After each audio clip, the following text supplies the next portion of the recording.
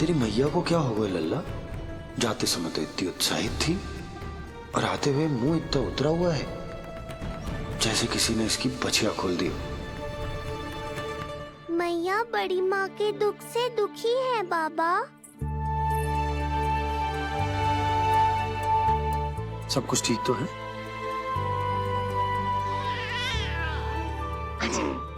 आजा।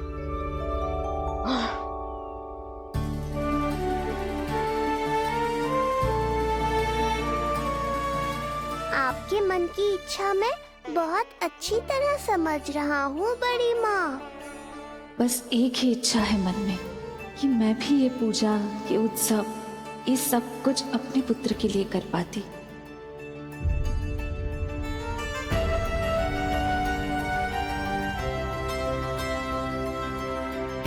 आपका दुख मुझसे छुपाना है जिज्जी। मुझे लल्ला के सारे उत्सव मनाते देखकर आपको कैसा लग रहा होगा मुझे आभास है। चिंतित ना हो मैया, आज का ये शुभ दिन बड़ी माँ की दुविधा का समाधान लेकर आएगा।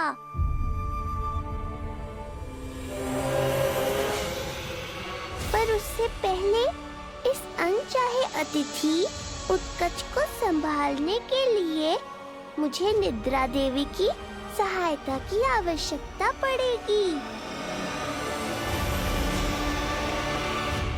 आ जाइए निद्रा देवी, यही समय है आपको दिए हुए वचन को पूरा करने का।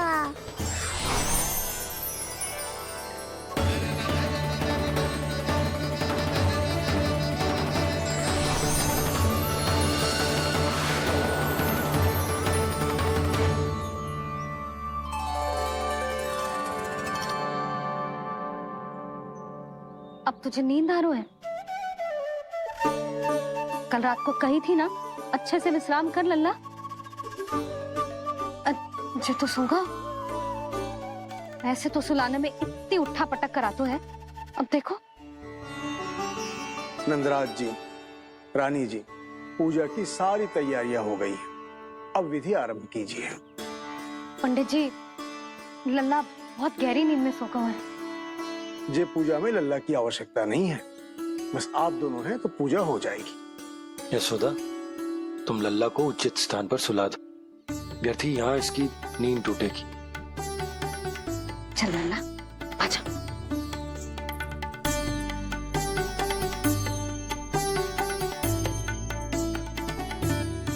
नाना इसे यहाँ ना सुला सकती, यहाँ तो जो अकेला पड़ जाएगा, उसमें दृष्टि भी ना रख पाऊंगी।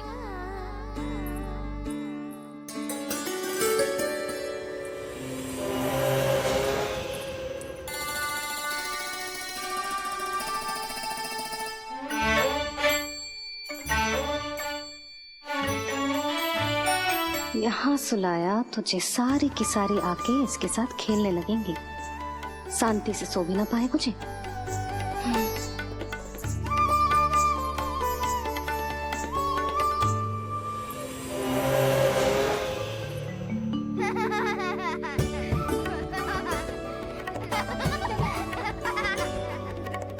लो, यहाँ तो जे सब हल्ला मचा रहे हैं।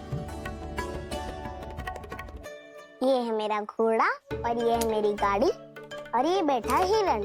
हाँ, वहाँ छांव में सो जाएगा और मेरा पूजा में बैठकर सीधी दृष्टि भी रख पाऊंगी इस पर।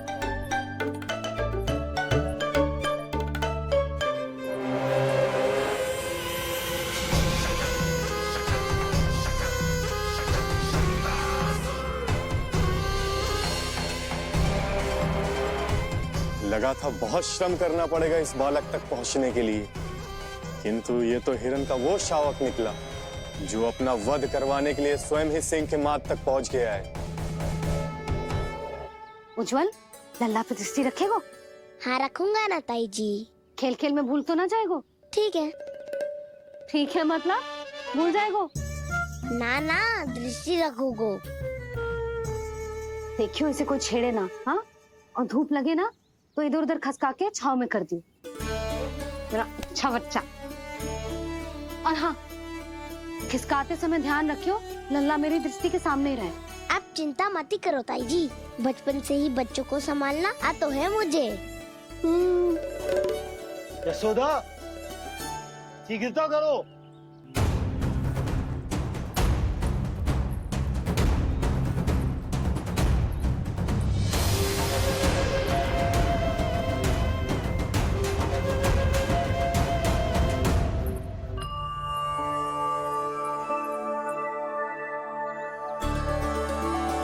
ओम शांति शांति। अब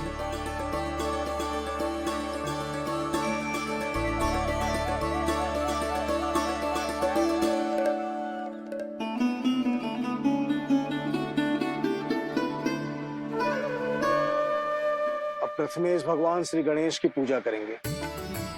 भगवान श्री गणेश को गंध, हल्दी और धूप चढ़ाइए।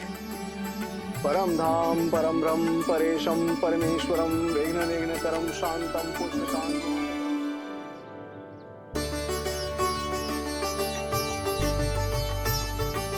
अब आप दोनों श्री हरि नारायण के ऊपर अक्षत की वर्षा कीजिए। लीजिए। मंगलम भगवान विष्णु मंगलम गरुड़ध्वजा मंगलम पुंडरीकांक्षा मंगलाय तनोहरि।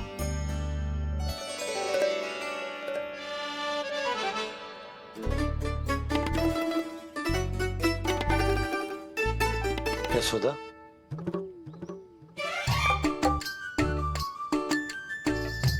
क्षमा करेगा पंडित जी।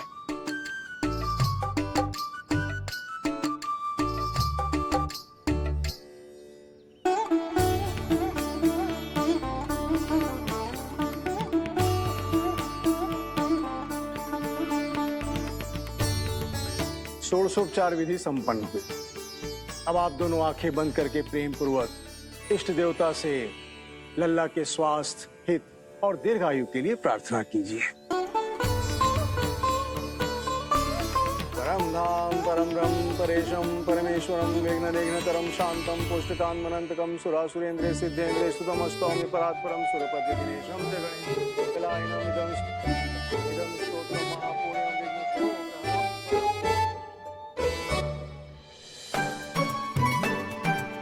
अरे ये नीलमणि के ऊपर तो धूप आ गई।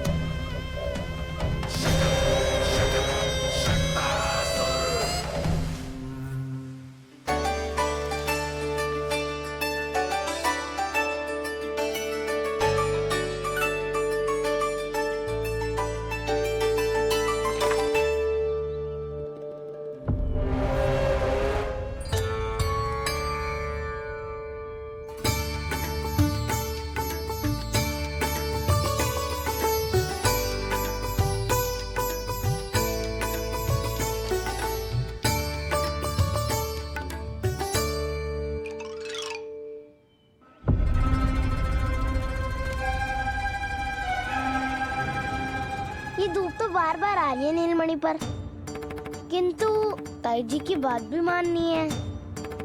क्या करूं?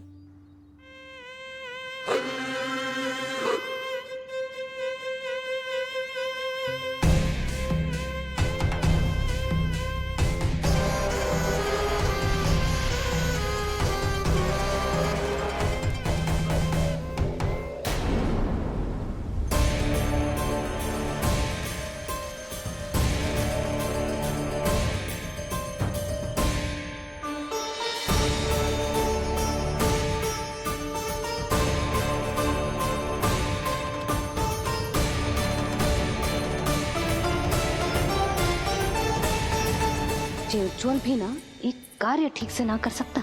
कहाँ है लल्ला?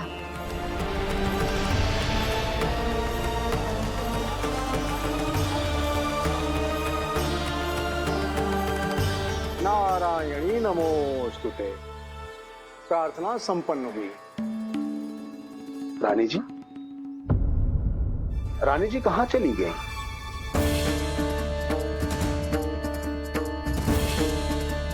वो रहो, उज्जवल ने तो पक्की छाव में कर दिया है। मैं व्यर्थ ही क्रोधित हो रही थी।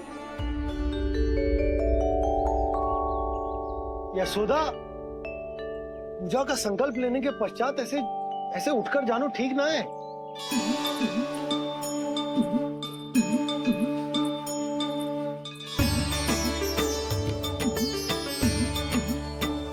यशोदा, स्मरण है ना जे जन नक्षत्र पूजा हम हमारे लल्ला के हित के लिए कर रहे हैं। ओम सहनावतु सहनो भुनक्तु सह वीर्यं करवावहै यस्मिनावधतु मन्तु मा विद्विषावहै। ओम भद्रं कर्णेभिः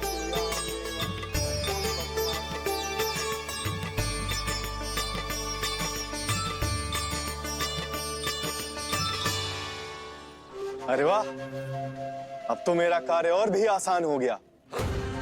इसी सकट के नीचे कुचल दूंगा इस दुष्ट शिशु को। महाराज कंस को उनके जीवन का सबसे शुभ समाचार दूंगा मैं। मेरी आशा है महाराज कि इस बार भी आपकी आशाओं पे कहीं हिमपात ना हो जाए। उत्कच अपना कार्य अवश्य करेगा अस्ति, बल्कि अब तक तो कर भी चुका होगा। बस अब कुछ ही क्षण में शुभ समय।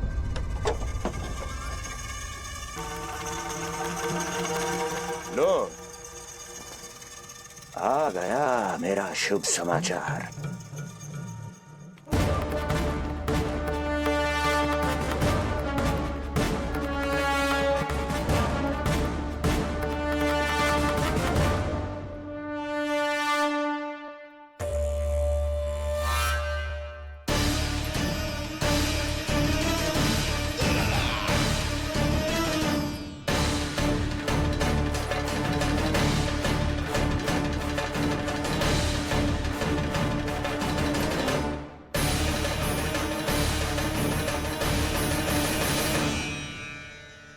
शुभ समाचार की प्रतीक्षा कर रहे थे आप, पर आया कौन?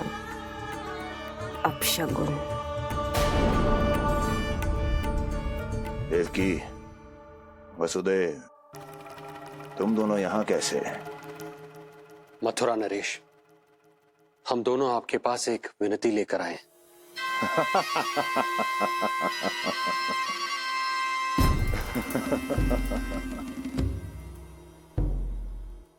जानते हो वसुदेव, मुझे आश्चर्य इस बात का नहीं कि तुम मेरे पास विनती लेकर आए हो।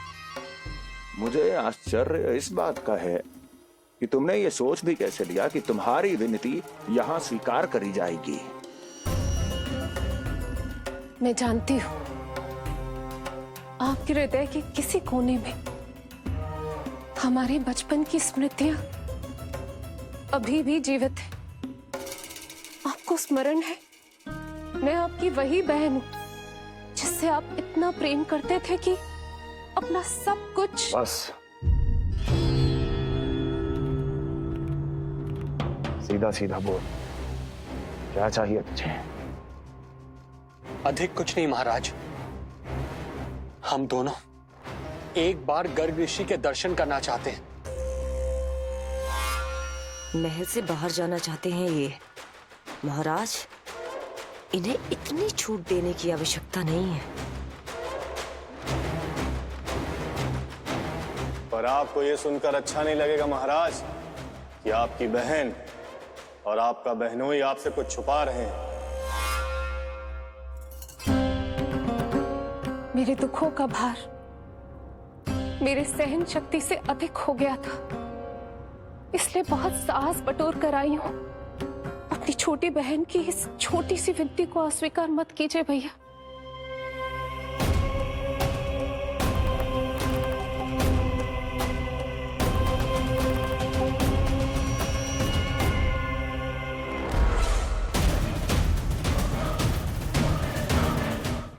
छी छी छी छी, कैसा भाई हूं मैं। मेरी बहन और मेरा बहनोई सामने खड़े हैं और मैं एक अभिमानी सम्राट की तरह इस सिंहासन पर बैठा हूं। छी, नहीं नहीं, ऐसे हाथ जोड़कर मुझे लज्जित ना करें। अरे हाथ तो मुझे जोड़ने चाहिए आप दोनों के सामने। ए देवकी, क्या तेरा भाई इतना निर्दयी है क्या? अरे तेरी एक छोटी सी इच्छा भी स्वीकार नहीं करूंगा क्या? क्या चाहती है? गर्ग ऋषि के आश्रम जाना है तो जा। कुंवर जी, आप तनिक भी चिंता मत कीजिए। कंस अपने परिवार की इच्छा पूरी नहीं करेगा तो किसकी करेगा? आप बस यात्रा की तैयारी कीजिए। आपकी यात्रा का प्रबंध शीघ्र ही हो जाएगा। धन्यवाद मथुरा नरेश। बहुत बहुत धन्यवाद भैया। ठहरिए।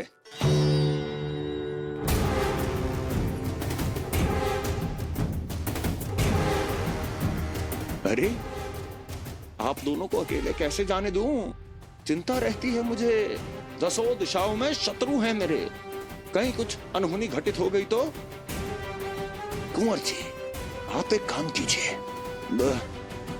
आप दुर्जन को साथ ले जाइए।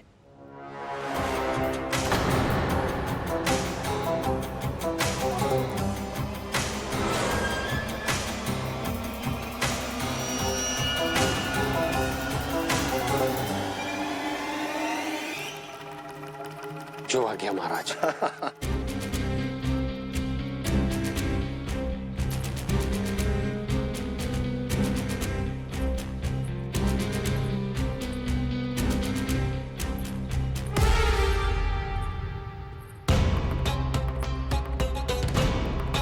आपने इन्हें जाने की आज्ञा क्यों दी स्वामी? मेरा सुझाव क्यों नहीं माना आपने? हर समय तुम्हारा सुझाव मानना आवश्यक नहीं है प्रिय। जाल बिछा दिया है ये देखने के लिए कि ये दोनों मेरे विरुद्ध क्या षड्यंत्र रच रहे हैं।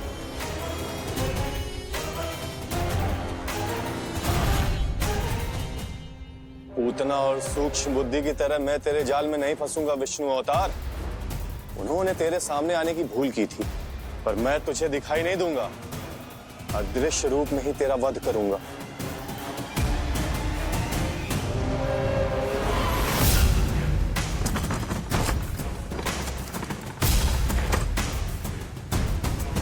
तेरी मां तुझे साधारण से धूप से बचाना चाहती थी।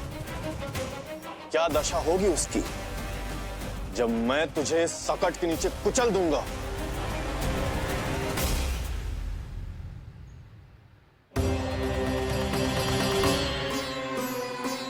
जाने ये पूजा कब समाप्त होगी? कहीं उठ तो ना गए होगा मेरा लल्ला? मुझे उसे देखना है। पर जो पंडित जी है कि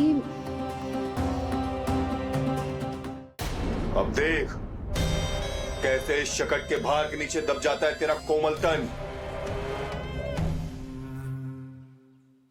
यशोदा, पूजा समाप्त होने वाली, आरती को समय हो रहा है। अल्लाह सुरक्षित है, चिंता ना करो। कितना नन्हा सा है तू, फिर भी तूने महाराज कंस की रातों की नींद, सुख चैन सब छीन लिया। अब मैं तुझसे तेरे प्राण छीनूंगा। तैयार हो जा।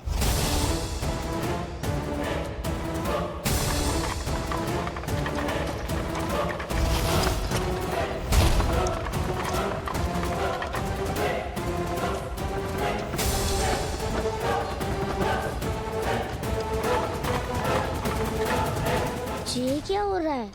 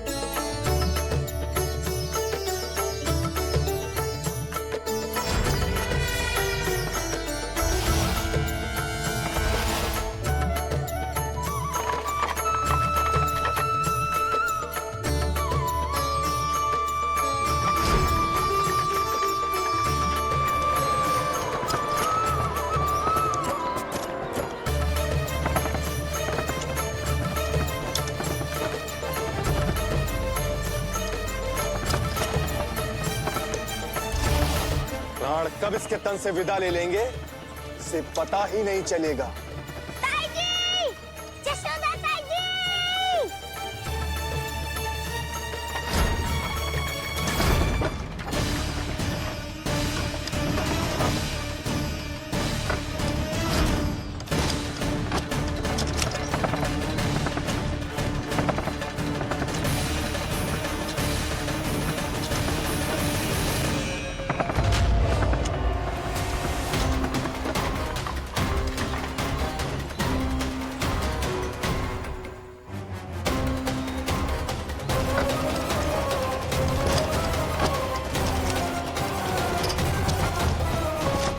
निद्रा देवी, समय हो गया है।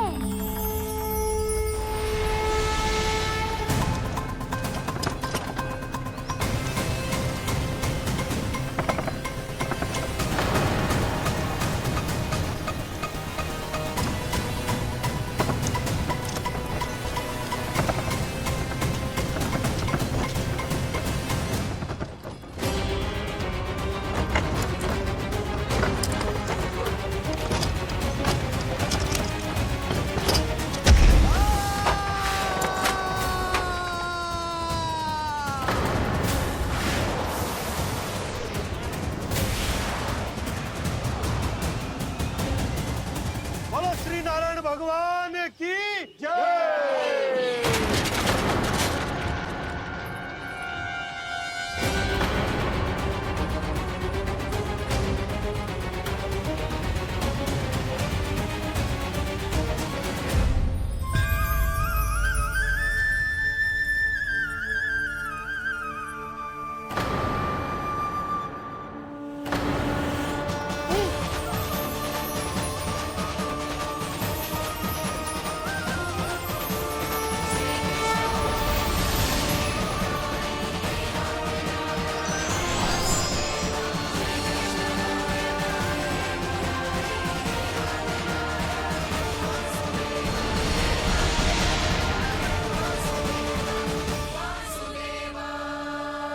प्रभु,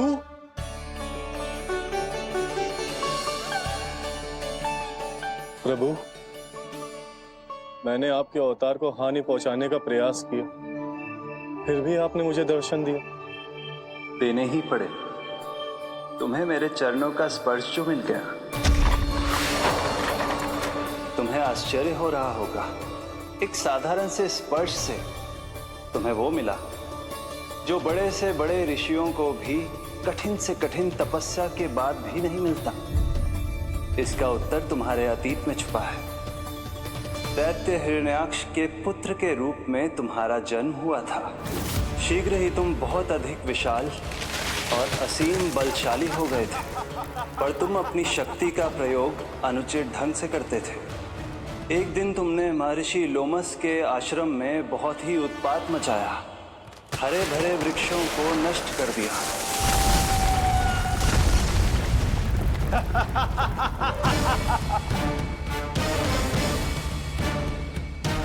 देख क्या रहे हो ऋषिवर? ये विशाल वृक्ष भी मेरे इस विराट तन के आगे कुछ भी नहीं है।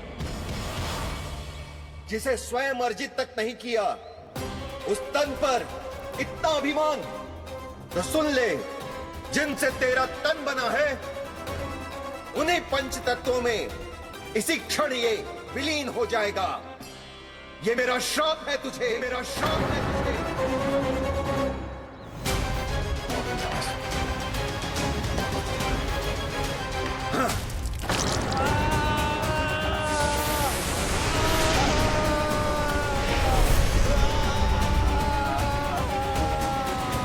पर तभी तुम्हें अपनी भूल का आभास हुआ और ऋषि लोमस से तुमने क्षमा याचना की।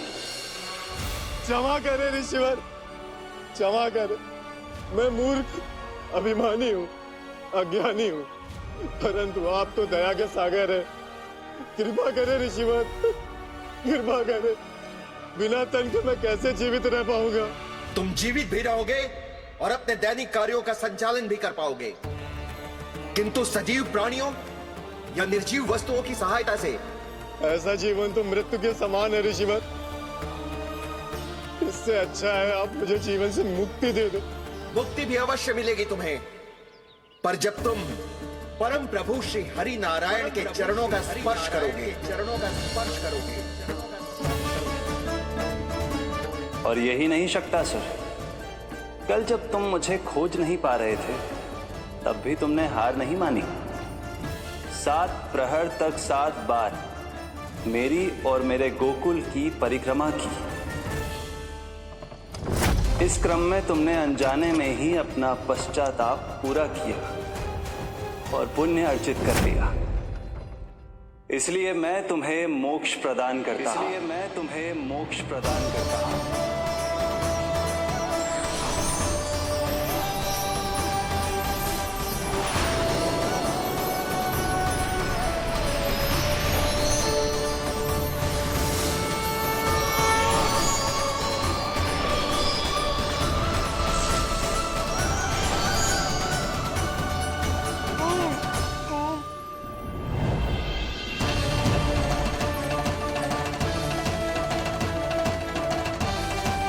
यशोदा दाई जी, जल्दी आओ। नीलमणि, मेरा लल्ला, लल्ला, तुझे कुछ हुआ तो ना है ना? तुम ठीक तो है ना? मेरा नीलमणि, मेरा प्यारा बच्चा।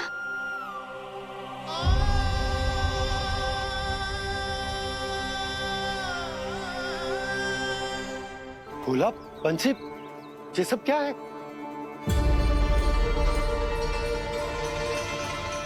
उज्जवल, ये किसने करो है? और देख, कहानी मत सुनाइयो। उज्जवल पुत्र, कैसे हुआ ये सब? किसने किया? और किसने? महाबली नीलमणि ने बड़ी ताई जी।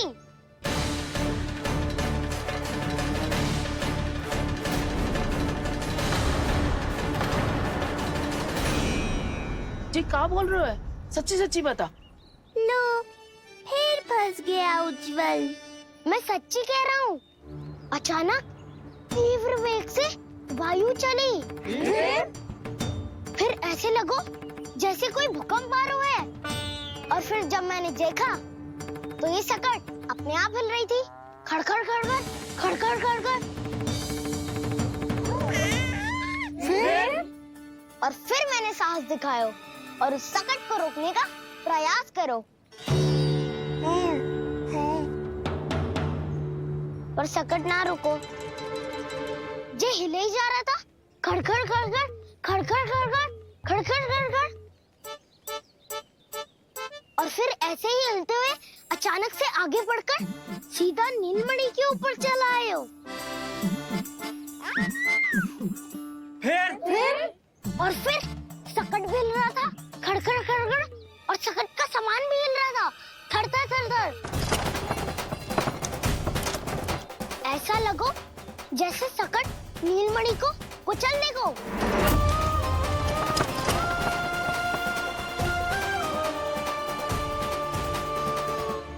पर तभी जे जाग गए हो। इसने खींचकर अपने पाँव का प्रहार करो और चीख गया सकट आकाश पे।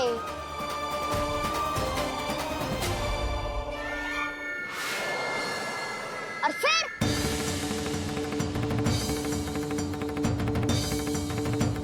धड़ाम, सब भूमि पे गिरकर चकनाचूर।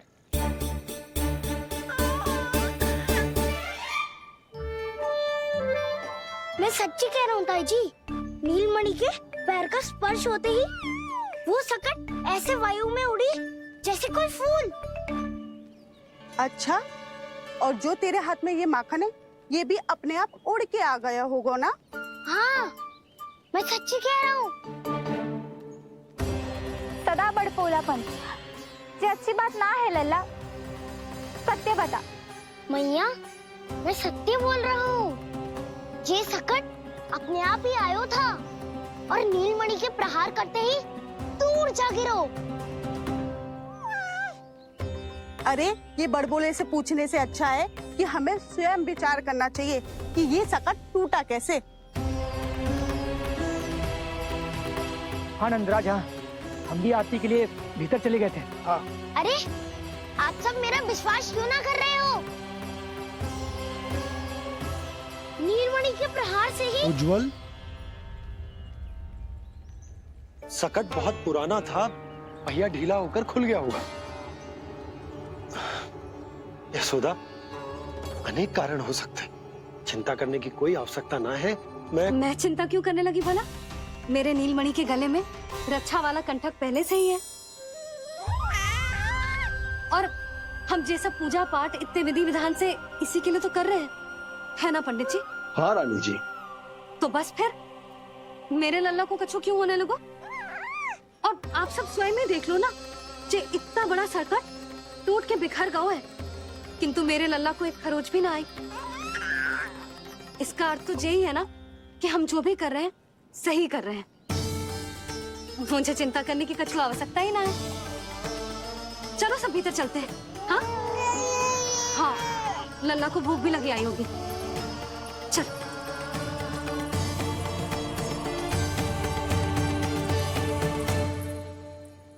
नंदराज जी, अब हमें भी आज्ञा दीजिए। प्रणाम पंडित जी। ध्यान कहाँ था तुम दोनों का? और अधिक सावधान रहने की आवश्यकता थी ना? क्षमा कीजिए नंदराज।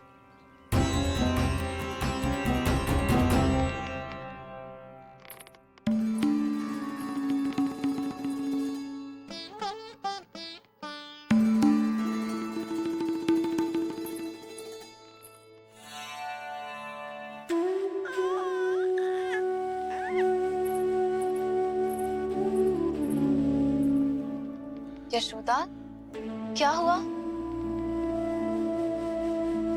बोलो ना, क्या सोच रही हो? मुझे बहुत चिंता हो रही है जीजी। मेरे लल्ला के साथ कुछ ना कुछ दुर्घटना होती रहती है। अरे, अभी बाहर ही तुम सबको समझा रही थी, अब भीतर आते ही क्या हो गया तुम्हें? बाहर समझाने वाली मैं ना थी जीजी, वो तो गोकुल की रानी जसोदा थी, किंतु भीतर से मैं अपने नीलमणि की मैया हूँ, बस। और एक मैया को कितनी चिंता होती है, इसे आपसे अधिक कौन जान सकता है। बहुत बड़ा धक्का लगा है मैया को इस घटना से। अब तो ये मेरी रक्षा के लिए और भी अधिक चिंतित हो जाएंगी। यंत्र का कंठक, पूजा पाठ, इतने सारे प्रहरी, सुरक्षा के प्रबंध, यदि इतने सबके बाद भी मैं अपने लल्ला की रक्षा न कर पाई तो मुझसे अधिक अभागी कौन हो सकती है? मैं तुम्हारे मन की दशा समझती हूँ यशोदा। इसी चिंता के कारण ही तो मैंने आज तक अपने पुत्र को छुपा कर रखा है। मैं जानती हूँ जीजी, मैं समझती हूँ। मैंने तो नीलमणि के लिए इतने सारे संस्कार भी करो है, पूजा पाठ की है, किंतु मैंने तो आज तक अपने पुत्र का एक भी संस्कार नहीं किया है। आंसू पोंछ लीजिए बड़ी माँ, शीघ्र ही सब कुछ ठीक हो जाएगा। जब मैंने उसे जन्म दिया, उसके बाद से आज तक न उसे घर के बाहर लाई हूँ, न कोई संस्कार किया है। मैं तो उसका नामकरण भी नहीं करवा पाई हूँ यशोदा। उसके जन्म के समय स्वामी ने ये संदेश भिजवाया था कि उस कंस को हमारे पुत्र के बारे में तनिक भी भनक नहीं पड़नी चाहिए। तब से आज तक भय के छाव में जीती आई हूँ कि वो कंस कहीं हमारे पुत्र को भी ना मार दे, जैसे देवकी के सारे संतानों को मार दिया है। ये आशंका कभी सत्य नहीं होगी बड़ी माँ, मैं हूँ ना। माँ अपनी संतान के मन की बात बिना कहे ही समझ जाती है।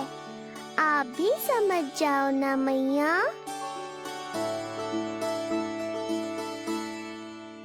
जीजी, हमें रोना ना चाहिए। हमें देख के लल्ला भी रो रहा है। मैया, आपकी सहायता की आवश्यकता है मुझे। मुझे ऐसे क्यों लग रहा है जैसे लल्ला मुझसे कुछ कहना चाह रहा है। दाऊ को हम सबसे दूर कब तक रखेंगे बड़ी माँ? ये सोच रहा होगा कि अब तक आपने इसके दाव को छुपा के क्यों रखा है। मैं उनसे मिलना चाहता हूँ मैया। चिच्ची, कितना मन करता होगा ना इसका अपने दाऊ से मिलने का। और आपके लल्ला का भी तो मन करता होगा ना कि अपने छोटे भाई को मिले। कितनी बातें करते हैं हम दोनों की इनके सामने। हाँ यशोदा, मैं भी अपने पुत्र को नीलमणि के बारे में सब कुछ बताती हूँ। तो बस फिर हमें साथ साथ रखिए ना। मेरा आधा हिस्सा है वो, उनके बिना मैं अधूरा हूँ मैया। ये दोनों भाई एक दूसरे के बिना अधूरे हैं जीजी। हमें इन दोनों को साथ ही रखना चाहिए। आप ही सोचो, यदि नीलमणि की रक्षा होगी तो आपका लल्ला भी तो सुरक्षित रहेगा। तुम सच कह रही हो यशोदा, हमें इन दोनों को मिलाना चाहिए और साथ में ही रखना चाहिए, सुरक्षित। तब तो शीघ्र ही पंडित जी को बुलाकर हमें शुभ मुहूर्त निकलवाना चाहिए। शुभ मुहूर्त? हाँ, शुभ मुहूर्त। दोनों भाइयों के मिलन के साथ साथ उनका नामकरण संस्कार भी करवा देते। अब अपने दाऊ से मिलूंगा मैं।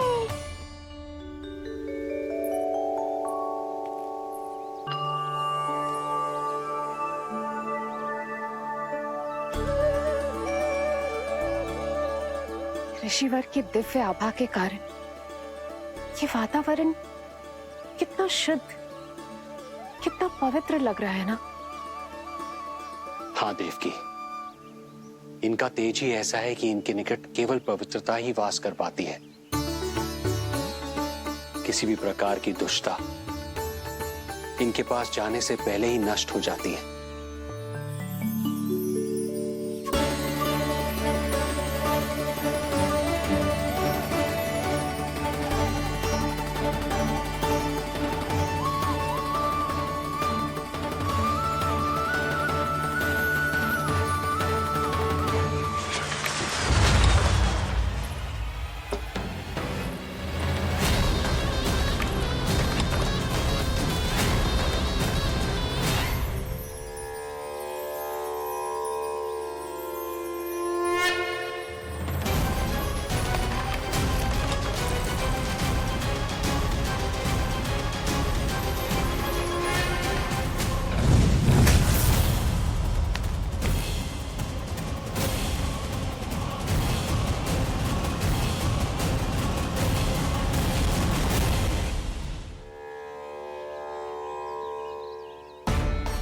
इनका तेज ही ऐसा है कि इनके निकट केवल पवित्रता ही वास कर पाती है।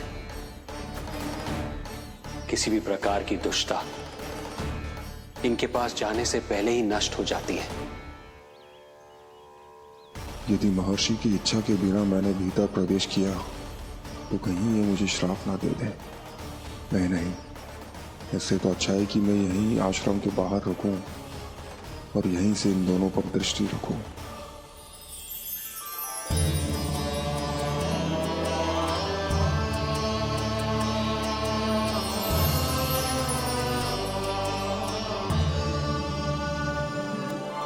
आपके आने का आभास हो गया था राजन। गुरुदेव, जो संतानें हमने खो दी है उनका श्राद्ध करवाने की विनती लेकर हम आपके पास आए हैं। आपका आना व्यर्थ नहीं जाएगा राजन, परंतु मुझे आभास हो रहा है श्राद्ध कर्म इस भेंट का एकमात्र कारण नहीं है।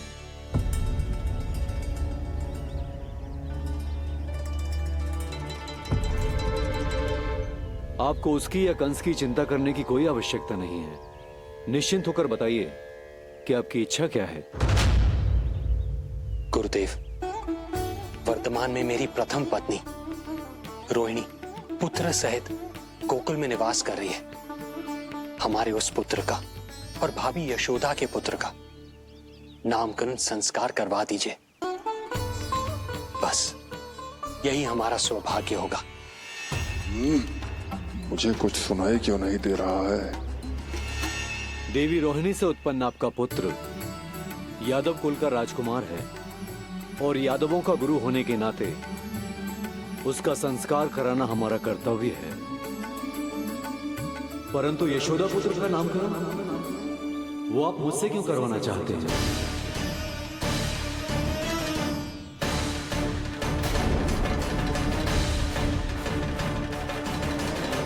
गुरुदेव, सत्य ये है कि रुक क्यों गई रानी देवकी? आपके मन में जो कुछ है कहिए। ये कैसी दुविधा में फंस गया मैं। यदि मैंने गुरुदेव को यशोदा पुत्र का सत्य बताया तो कंस को भी पता चल जाएगा, और यदि नहीं बताया तो कहीं ऐसा ना हो कि ऋषिवर ही बुरा मान जाए। लगता है आप दोनों की दुविधा मेरे अनुमान से भी बहुत बड़ी है। अपनी या अपने पुत्र की कुंडली लाए हैं राजन? जी गुरुदेव, अपनी कुंडली है मेरे पास। देवकी,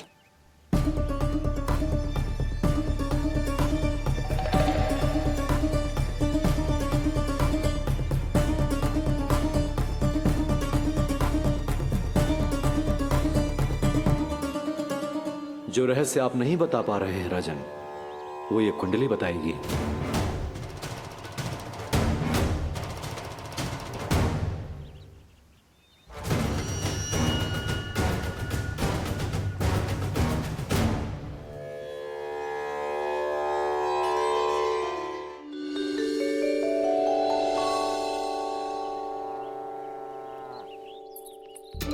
लल्ला, बता कैसी है जगदा?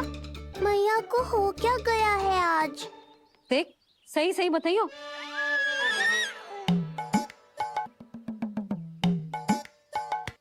अच्छी है ना?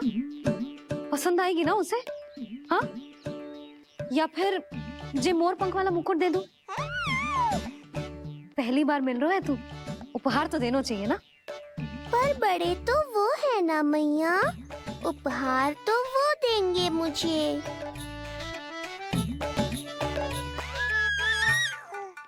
ना ना, मोर पंख वाला मुकुट तो मेरे लल्ला का है ना, जे ना दे सकते। तेरे जैसा कोई कंठक या चांदी वाला कड़ा दे दूं? हाँ? इस मिलन के लिए मुझसे अधिक उतावली तो मैया है।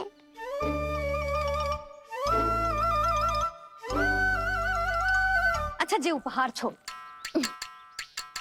तू तो जे बता कि तू उसे बुलाएगा क्या कह के? अन्य सभी के जैसे बड़े भैया या गांव वालों के जैसे दद्दा बुलाएगो, या फिर बड़े नगरों में जैसे बुलाते हैं ज्येष्ठ भ्राता बुलाएगो, या फिर प्रेम से बुलाएगो दाऊ दाऊ बुलाएगो ना?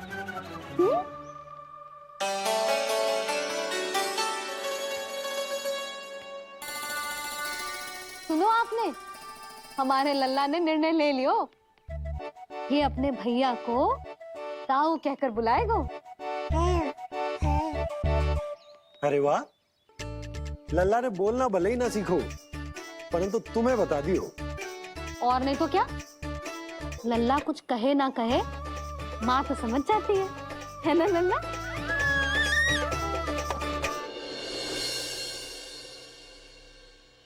और इसने दाऊ वाली बात पे हाँ भी की है। हाँ, हाँ तो सदानंद जी ने भी कर दी है।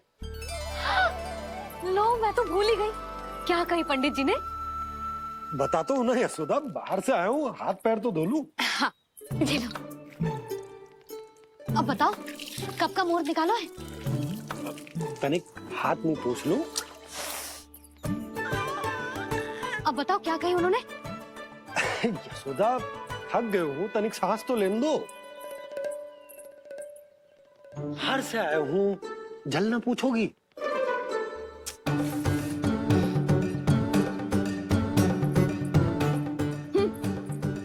अब बता दो जी।